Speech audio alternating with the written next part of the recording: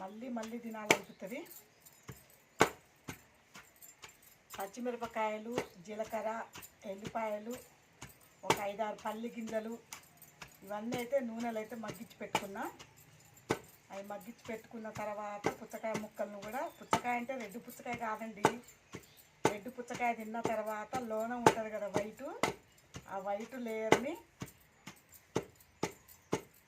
మొత్తం తీసి పక్కన పెట్టుకొని చిన్న చిన్న ముక్కలుగా కట్ చేసుకొని, ఆ కట్ చేసుకున్న దాన్ని పచ్చిమిర్చి కానీ మన పండుమిర్చి కానీ ఇవి ఉంటాయి మొత్తం నూనెలో మగ్గించుకున్న తర్వాత అదే నూనెలో ఈ పుచ్చకాయ ముక్కలను కూడా వేసి బాగా మగ్గనివ్వాలి. మగ్గినాక తొందరగా అయితే మగ్గవు, కొంచెం లేట్ ప్రాసెస్ ఇదంతా. మగ్గిన తర్వాత వాటిని తీసి దాంట్లోనే కొంచెం చింతపండు కూడా వేయాలి. టమాటాలతో చేసుకుంటే ఇంకా బాగుంటుంది, కానీ నేను ఇప్పుడు టమాటాలతో కాకుండా పచ్చిమిరపండు మన చింతపండు అయితే యూజ్ చేస్తున్నా.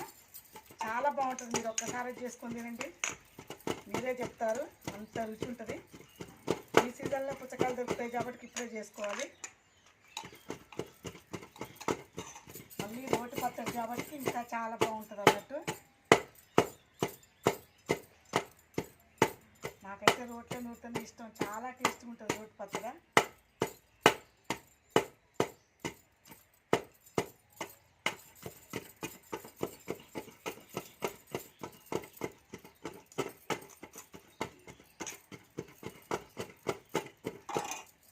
ఇదైతే మొత్తం మెరిగిపోయింది పచ్చిమిర్చి.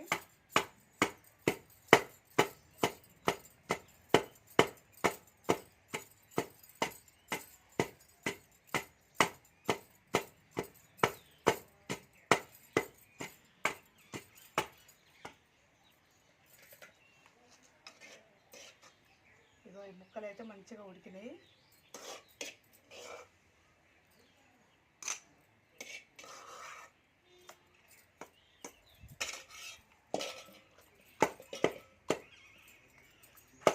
చాలా బాగుంటుంది, ఒక్కసారి చేసుకొని తినండి.